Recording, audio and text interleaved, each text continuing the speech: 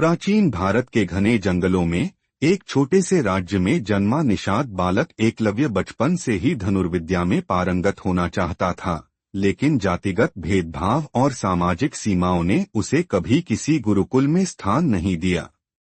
जब उसने सुना कि हस्तिनापुर के राजकुमार अर्जुन को गुरु द्रोणाचार्य शस्त्र विद्या सिखा रहे हैं, तब उसकी आंखों में भी वही सपना चमका, एक श्रेष्ठ धनुर्धर बनने का। एकलव्य ने हिम्मत की और आचार्य द्रोण से मिलने गया, परंतु द्रोण ने उसे यह कहकर ठुकरा दिया कि वह क्षत्रिय नहीं है, इसलिए उसे शिक्षा नहीं मिल सकती। पर एकलव्य रुका नहीं। उसने जंगल के एक कोने में खुद मिट्टी से द्रोणाचार्य की मूर्ति बनाई और उन्हें अपना गुरु मानकर हर दिन अभ्यास शुरू कर दिया। धूप, बारिश, भूख और अकेलेपन में भी उसने बिना रुके, बिना थके साधना की। उसका लक्ष्य था अर्जुन से बेहतर बनना, सिर्फ खुद को नहीं, अपनी जाति को भी साबित करना। समय बीतता गया और एकलव्य की निशानेबाजी इतनी सटीक हो गई कि वन्य जीव भी उसके बाणों से डरने लगे। एक दिन द्रोणाचार्य शिकार के लिए जंगल में आए और देखा कि एक शेर को बाण से मारा गया है, लेकिन निशान इतने परफेक्ट थे कि वो चौंक गए।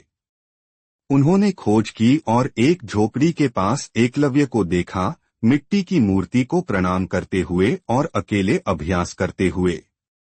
जब द्रोण ने उससे पूछा कि उसका गुरु कौन है, तो एकलव्य ने गर्व से कहा, आप ही हैं, गुरुदेव। आपने भले ही मुझे शिक्षा न दी हो, पर आपकी प्रतिमा ने मुझे सिखाया। अर्जुन, जो साथ में खड़ा था, यह देखकर हैरान रह गया, क्योंकि द्रोण ने वादा किया था कि अर्जुन से श्रेष्ठ कोई नहीं होगा। द्रोणाचार्य अब द्वंद्व में थे। एक ओर था अर्जुन से किया वचन, दूसरी ओर एकलव्य की निस्वार्थ भक्ति। उन्होंने कठोर निर्णय लिया और एकलव्य से गुरु दक्षिणा में उसका दाहिना अंगूठा मांग लिया। यह सुनकर जंगल तक सन्न हो गया, पर एकलव्य का चेहरा शांत था। उसने बिना एक पल गवाए अपना अंगूठा काटकर द्रोण के चरणों में रख दिया। खून बहता रहा, पर उसकी श्रद्धा नहीं डगमगाई। वह जानता था कि अब वह कभी वैसा बाण नहीं चला पाएगा।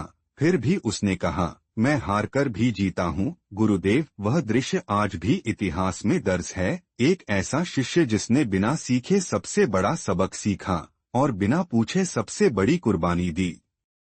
एकलव्य की कहानी सिर्फ बलिदान की नहीं, बल्कि उस संकल्प की है जो तमाम बंदिशों